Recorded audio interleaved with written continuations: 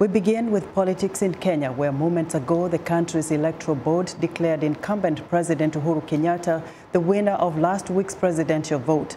IEBC Chairman Wafula Chebukati said Mr. Kenyatta won by 98.2% of the valid votes cast.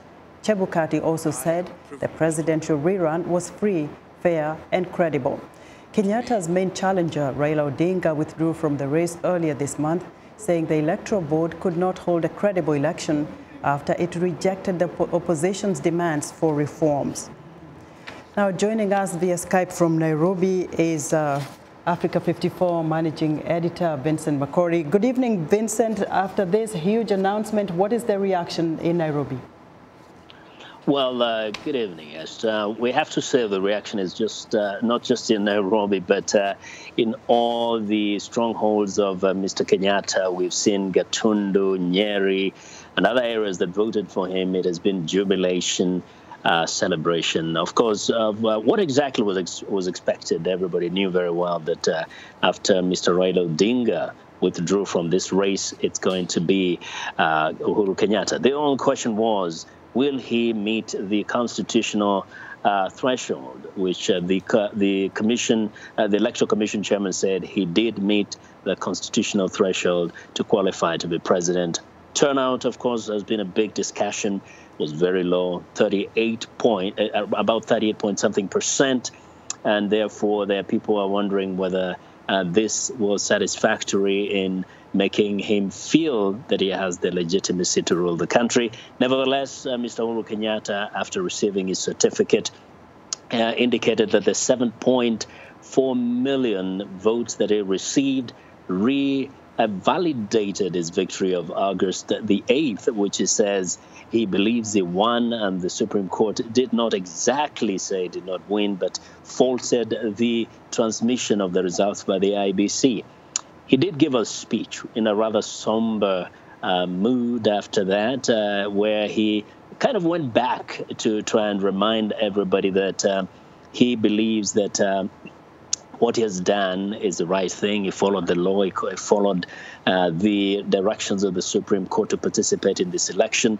He went on to castigate his main rival, Raila Odinga, for having not participated in this election, and said Mr. Raila Odinga, by not doing so, literally disregarded an order by the Supreme Court. And we can say largely his speech was actually a political speech, which was not so much a jubilant one. It was more of a kind of a serious political speech, which was meant to cast his opponent as a person who was bitter, who tried to interfere with the process. Now, Vincent, we know that Mr. Odinga has repeatedly called this rerun a sham. Has he spoken since Mr. Kenyatta was declared the winner? No, Mr. Odinga was expected to speak today, make some kind of an announcement or react to this. But instead, he has postponed this to tomorrow. We expect to get some reaction from him tomorrow. That's Tuesday, by around 10 or 11.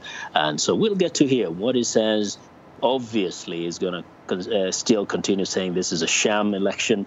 In fact, Mr. Kenyatta said he anticipates someone to go to court, and he has asked them to exhaust all the legal processes, and thereafter, if he's declared the president, he can have conversations with him. Vincent, thank you very much. Africa 54 Managing Editor Vincent Makori reporting live via Skype from Nairobi. Now, tensions appear to be growing in Kenya in the wake of the presidential election rerun and an opposition boycott. Mohammed Yusuf reports from Koguta, a village bordering the predominantly pro-opposition Western Kenya region and the Rift Valley region, where people have historically backed the ruling Jubilee Party. Please note, this story contains graphic images. Viewer discretion is advised. A standoff at the border between the Western Kenya and the Rift Valley regions. The body of an elderly man was found Sunday on a sugarcane field outside Koguta village. The cause of his death has not been determined. There is a deep cut on the back of his head. Angry men have gathered armed with spears, machete, bows and arrows. The death came a day after the two communities promised to end the hostilities. Koguta sits between the Kalenjin community that supports President Uhuru Kenyatta and the Luo community that is loyal to opposition leader Raila Odinga. The people of Luo community say enemies are trying to push them off their ancestral land. They do not want us here. This is where I was born and my father was born here. These people came here just the other day. They have not even been here for 3 years. They are the ones who have killed my brother. Tensions have resurged amid the disputed presidential vote.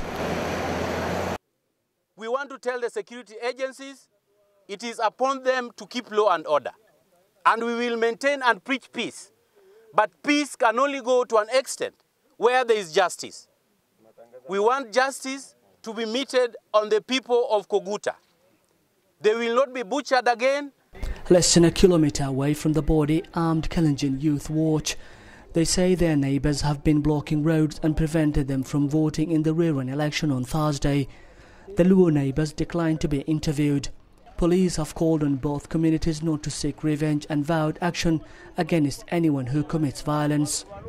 Mohammed Yusuf for VOA News, Koguta, Kenya. Now, for more analysis on the political developments in Kenya, Professor David Monda joins us from our New York office. Welcome to Africa 54 again, Professor Monda. Thank you for having me. Now, with this new announcement, do you see any legal challenges arising for President Kenyatta? I would be surprised if there are no legal challenges. There's probably three major fronts on which legal challenges could be presented. The first is in relation to the conflictory numbers presented by the chairman of the IEBC and the eventual results. Secondly, the whole wider issue of the server and the KIM system that the Secretariat and the IEBC refused to have opened up and audited independently, which the court had declared. And thirdly, you could have citizens file petitions in the Supreme Court to have the election nullified based on the Odunga ruling from the High Court that the election officers in the 291 constituencies were irregularly gazetted or irregularly put into office. So there's a whole different range of legal challenges, and I anticipate a lot of them getting into court. We've read in the newspapers where Deputy President William Ruto was talking to Al Jazeera Network saying that yes, Mr. Odinga is demanding another rerun within 90 days, and that is unconstitutional. So what is constitutional? Because every one of them claims to be following the Constitution of Kenya. Well, what's constitutional depends on the political side that's speaking. Obviously, from the government side, they feel that a court order was placed for a rerun election, and that has already happened. On the opposition side, they say that there are certain irregularities and minimum standards which were not met for the election. So ultimately, this case will have to be settled in court. Now, my concern here is with the intimidation of a lot of the Supreme Court justices, the partisanship on the Supreme Court in relation to justices not appearing to hear cases, and the wider framework within which the executive, the president, and a lot of senior government officials have been intimidating the justices. You really wonder whether the justices can make a fair ruling in terms of a lot of the petitions that are brought before them. Very quickly, Professor Monda, what do you expect from Mr. Odinga tomorrow? Because he did not make his major announcement that he wanted to make today.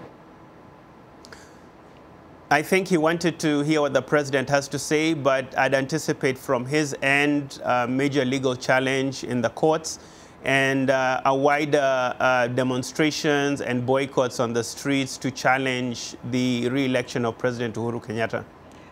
Professor Monda, thank you very much for your insight into Kenya's politics.